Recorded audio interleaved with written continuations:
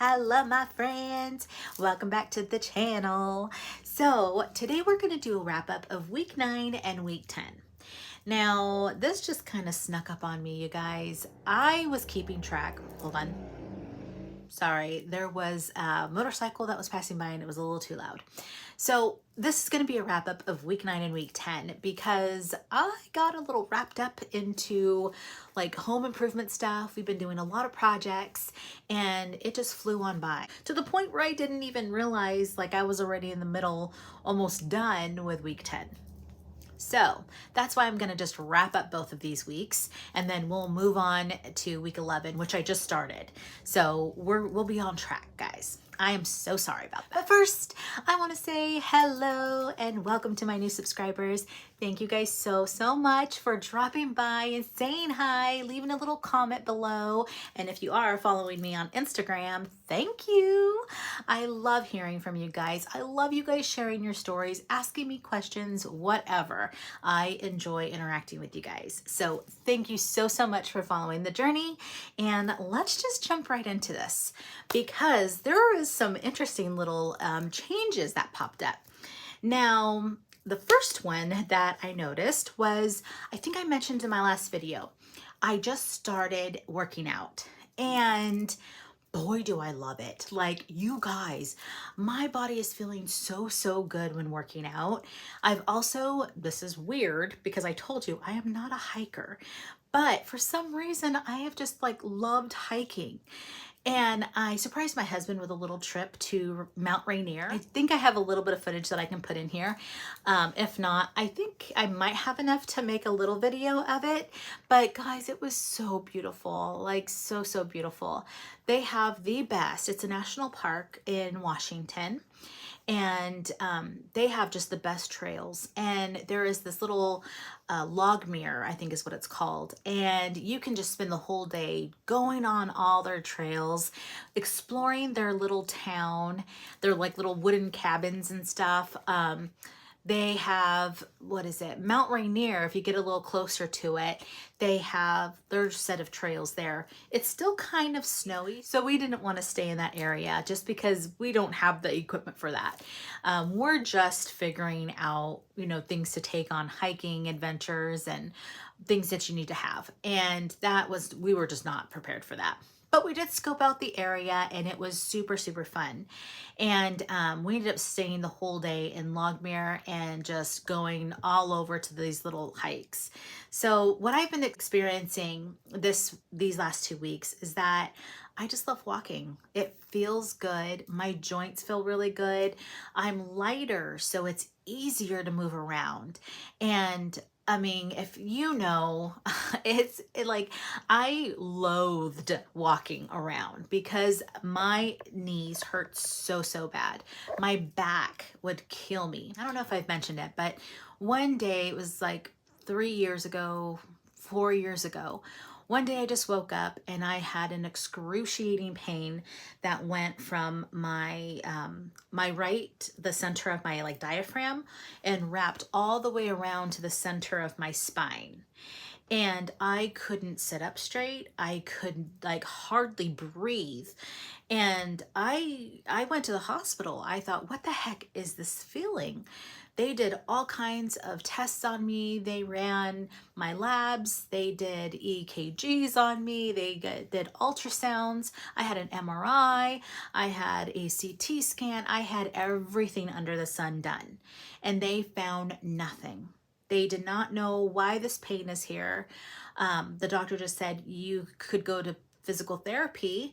I went to physical therapy and she said, oh, it sounds like it's your rib, like the cartilage between your rib might have ruptured or something. And before this happened, I did get really sick and I was vomiting really bad.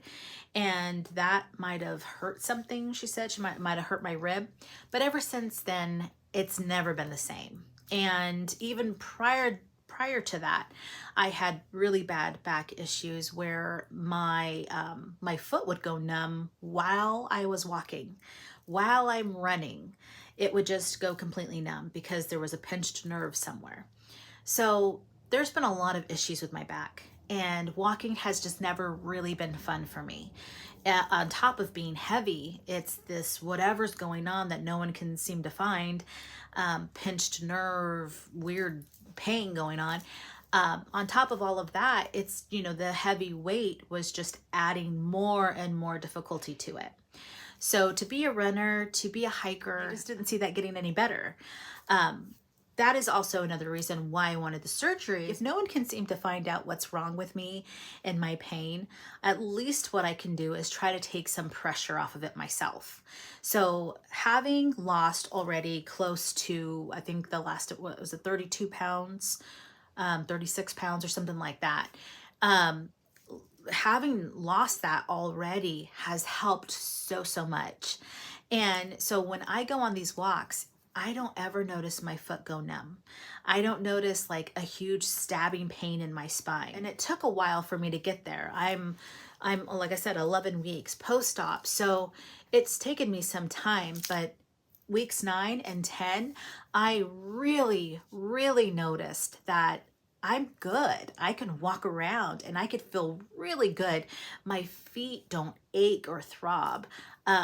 My spine, I don't feel that thing. My foot, you guys, we went hiking throughout the whole day, and I had some pretty good supportive boots on, but I did not feel that my foot went numb once. I felt nothing, and I definitely would have felt it within the first mile of hiking, but I felt nothing. It felt amazing. Like at one point, I just kind of like went off to the side by myself and I kind of cried a little bit.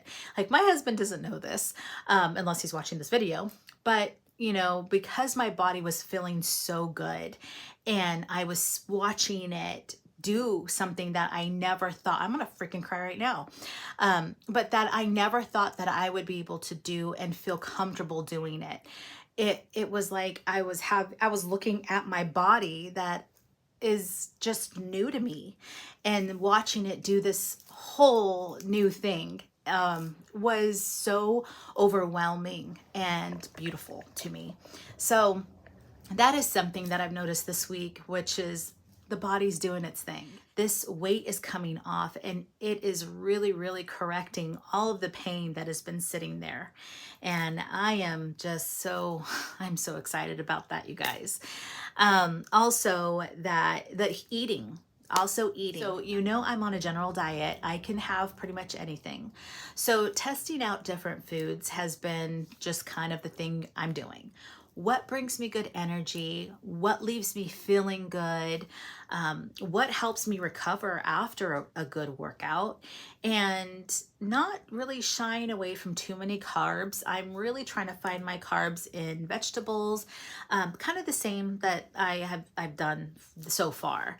And I'm staying away from the sugary things. It's been really challenging, especially since my body has now decided to have a cycle. Now I have PCOS and I've never really had a regular cycle.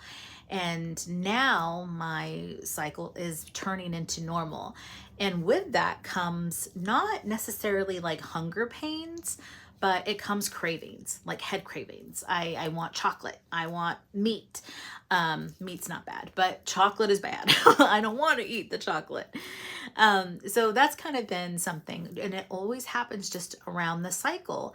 Other than that, I have pretty good, oh, someone lost their balloon. I'm looking out my window and I just saw a balloon fly away. But that has been something that I've noticed, is really taming down those cravings when the cycle comes around, because it's like I have no control over it. But cleaning out the house, making sure I have good things that I can snack on has been the key. Because I did notice some changes with the food. Now that I'm having more solid foods, I'm really trying to get my protein from there. And it's more general diet. So I am trying out different foods. I've noticed that I am getting the hiccups. Now, there could be a couple of reasons why I'm getting these hiccups. I thought, okay, am I eating too fast? Could be a thing. and I will try not to do that. So I've been a little bit more mindful to watch, like, am I putting my fork down? And yeah, all of that has been really good. I put my little timer on. I can visually see that how long I'm taking. So I kind of didn't really feel like it was that. Another thing is that maybe I'm taking one bite too many, and that's what's causing the hiccups to happen. And that might have some truth there. And I say this because for the week 9 and week 10, being busy, I was just grabbing my food, making a plate, and eating what I could. Now, that's not the best thing. I realize now that making sure I have that measured out to 4 ounces, 3 or 4 ounces, whatever it is that you're doing, but making sure that you measure out your stuff and have it plated there is very important. I mean, I'm coming from a spot where I didn't really have good grips on portion control, and I'm aware of that. So if someone places a plate of food in front of me and it's not measured out, and it's just like, eat what you can, that is dangerous for me.